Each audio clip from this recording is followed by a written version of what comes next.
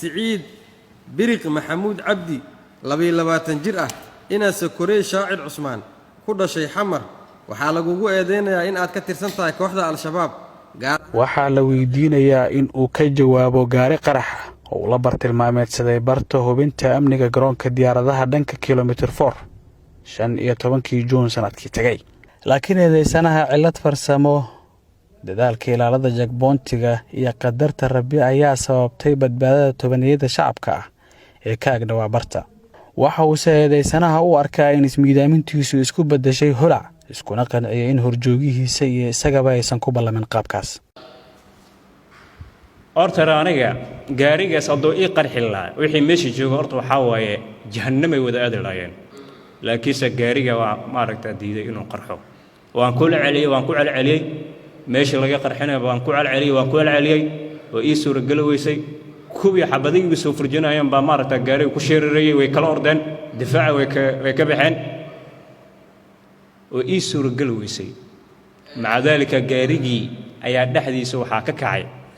holac iyo waxyaabahaas ka kacay kursigan ku fadhiyo dhan yacni maaragta waxa wada qabsaday holac asiga dhan ba holac is qabsaday maadaama holac gaariga oo qabsaday oo dhaxdiisa holac ka kacay marka waxa waa holac in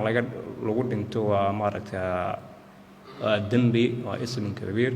marka gaariga waan ka tagtay qareenada iyo xeelaalinta ayaa isweedaarsaday qodobo sharci oo dhigaya in eedeysanaha maskax ahaan uusan fiyoobeen sidaas darteedna loo diray xaalad caafimaad waxa uu dhinac kasta doodiisa ku xajistay qodob sharci oo u ogolaanayo soo jeedintiisa qodobka kontonaad ee xeerka ciqaabta wuxuu leeyahay qof kasta oo waqtiga uu falku galayay ahaa qof aan xiskiisu dhamayn sabab caruurnimo ama xiseed wuxuu leeyahay marka xiskiisa ay daboolneed kartida fahamka xadgudubka ma qabanayo mas'uuliyad dambi wuxuu leeyahay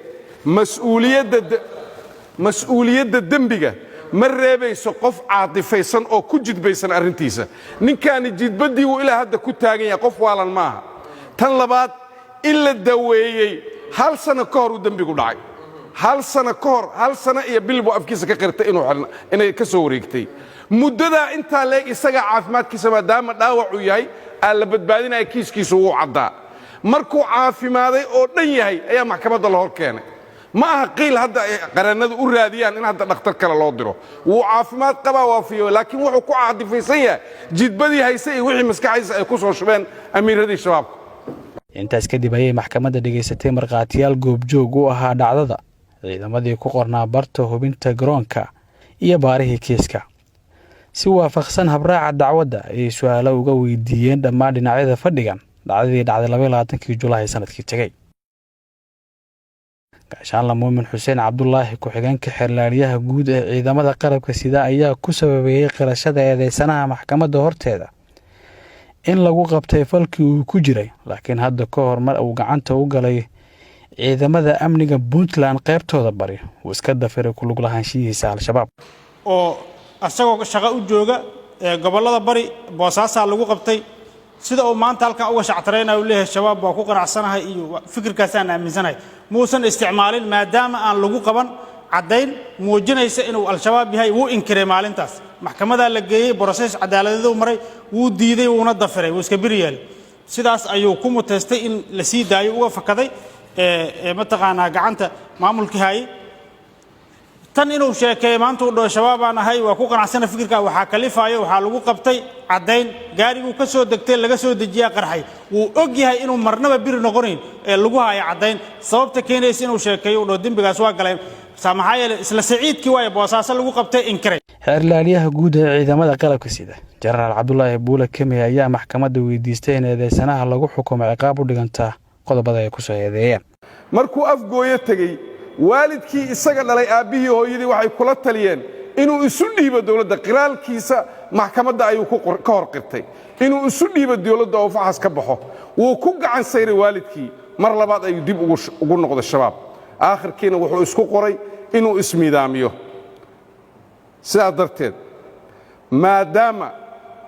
uu yahay qof ku adag ilaa hadda maxkamadda horteeda khatartiisana ummadda in laga badbaadiyo u baahan waxaan weydiisanaynaa maxkamadda in ciqaabta u qalanta ee ay qorayaan aayaadka qur'aanka iyo qodobada aan ku soo eedaynay ay ku xukunto maxkamaddu waa mahadsantahay qareennada u doodaya eedeysanaha ayaa maxkamadda weydiistay in la xanaaneeyo eedeysanaha loona eego sifaalaha dembiga fududeeyo qofka mar haddii maxalu shaahidkan waxaa waaye waa canil majnuuni hataa yafiiqa inay waalin yahay oo cad tahay taasna waxaa tusinaysaa sida hadda isaga ugu dhaqmaya mahlarka hadda la jooga qof miirkiis qaba inay wax socda fahmayo oo dareensan yahay ayaa laga rabaa inay hadda fahmi waayo meesha isaga jooga waxaa ka dhalanaysaa in isaga aan ahayn qof maskaxdiis taam tahay oo joogto saas daraaddeed waxaa ku raacsanayo codsigii abuukaataa iga horeeyey oo inay loo arko in qof maskaxdiis aan joogin yahay oo xanaano u baahan gudoomiyaha maxkamadda darajada koowaad ee ciidamada qalabka sida gaashaanle sare xasan cali nuur shuurta ayaa soo xiray fadhiga maxkamadda dhegaysiga garmaqalka dhanka ka ah eedaysanay siciid biriq maxamuud intaas ayuu ku dhan yahay maxkamadda ayaana go'aan ka soo saarayso cabduqaadir ciise warbaahinta qaranka muqdisho